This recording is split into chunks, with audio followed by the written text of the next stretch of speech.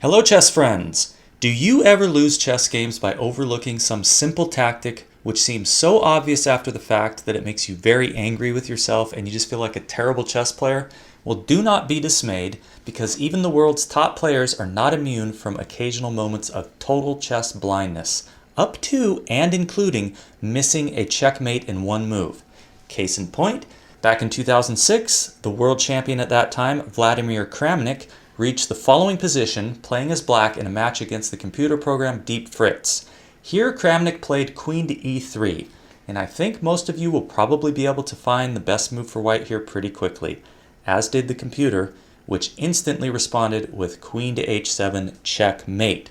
Now it's true that these kinds of elementary oversights are extremely rare at the highest level, but they do happen from time to time. The most recent example being Magnus Carlsen's latest game from the Fischer Random Championship in Iceland. So I'm going to do a quick review of the moves of the game that led up to this blunder, and I'll give you my thoughts as to why this blunder was made and how you can reduce the number of these kinds of mistakes in your own play.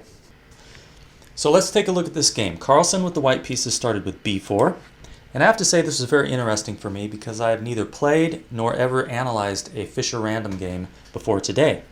And if you're not familiar with this variant of chess, you can look it up. The rules are online. It's not too complicated, but I'm not going to explain it here.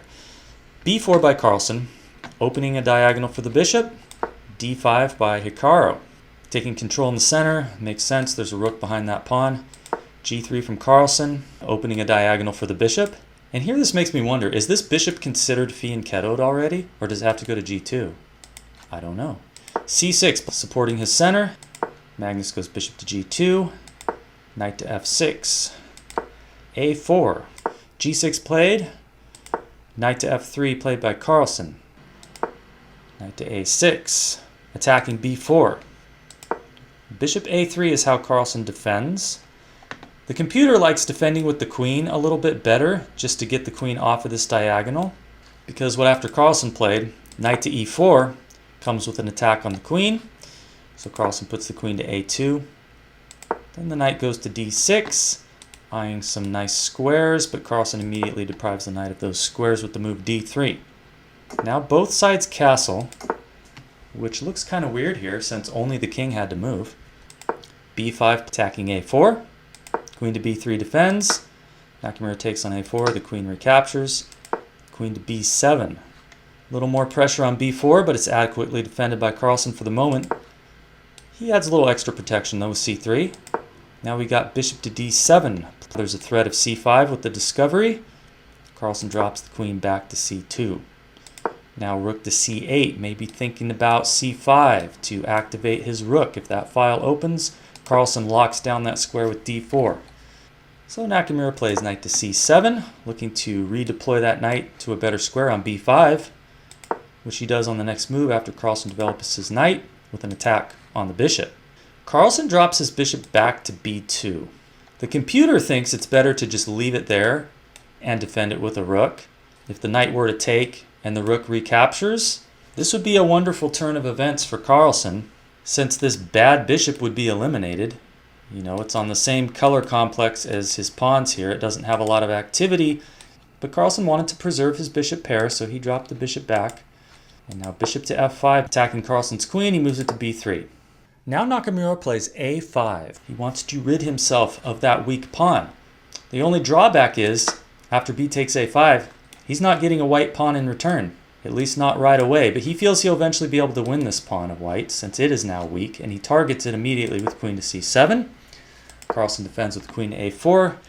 He further targets it with rook a8, and Carlsen further defends with rook to a1.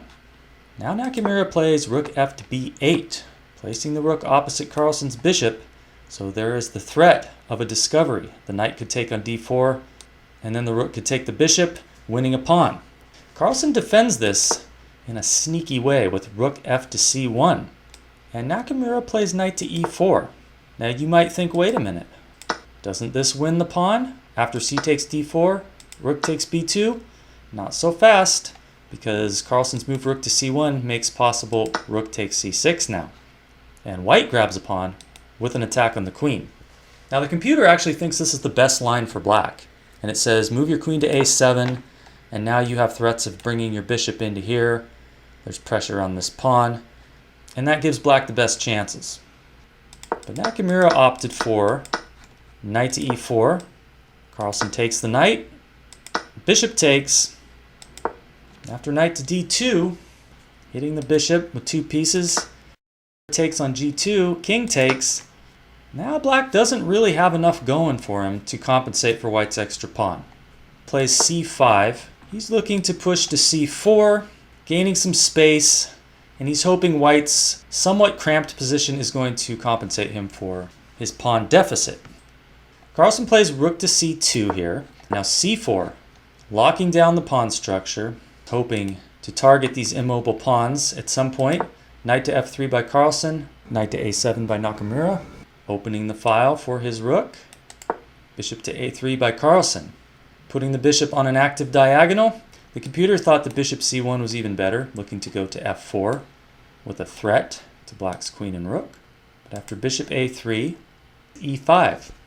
His threat is to take on d4 multiple times, which will give him a passed pawn.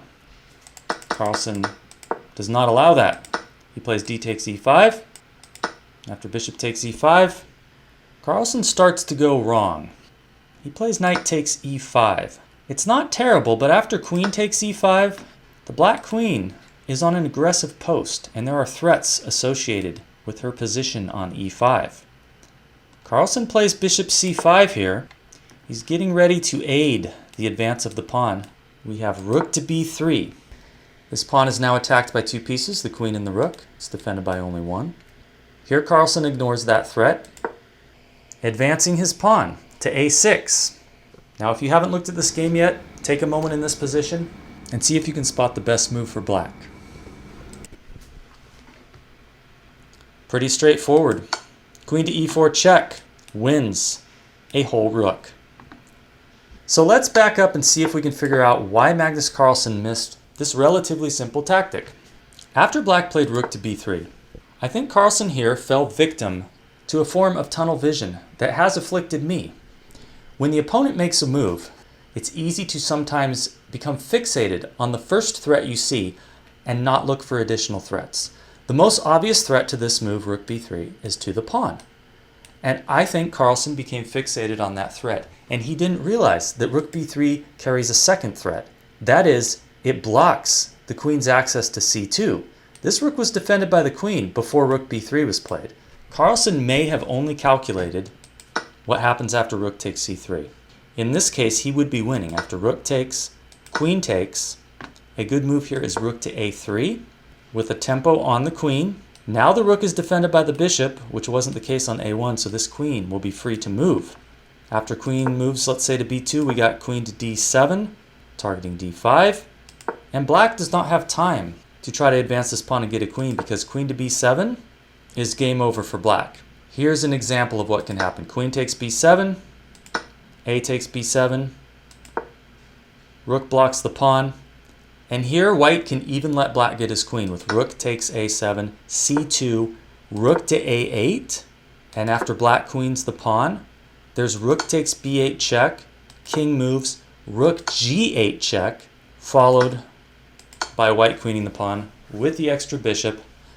So perhaps that is what Carlsen calculated, only considering the first threat he looked at, which is a very easy thing to do. If you want to avoid this in your own games, there's a method that I use to help me be thorough when looking at all the possibilities after my opponent makes a move.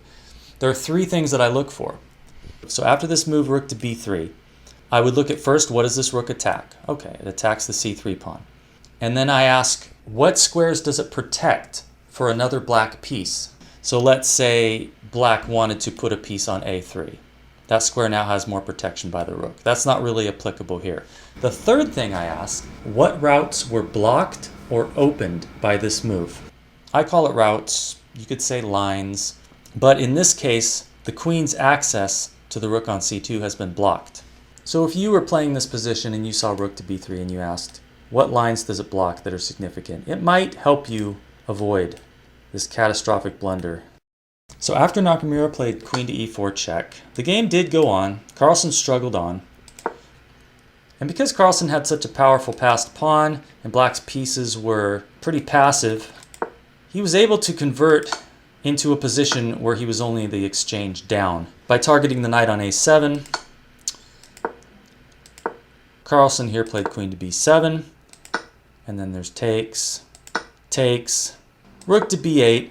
Nakamura did not mind being only the exchange up, because as good of an endgame player as Carlsen is, Nakamura knew that he would be able to win this with the rook versus bishop, which he did after a few more moves. After this position here, king to b5, Magnus Carlsen resigned. Because there's really no defense to this king coming over here, the rook coming here, and black will just trade the rook for this pawn and this bishop. So this is how it could happen. Bishop to e5. The rook can target this pawn over here if the king strays too far this direction. So white is pretty helpless here, and the black king just comes in, puts the rook on c1, trades down like this, and this passed pawn is unstoppable. So I hope you enjoyed this review, and I hope you feel encouraged by the fact that even strong players make blunders sometimes. Thanks for watching. Please subscribe to the channel for more videos like this coming to you almost every day.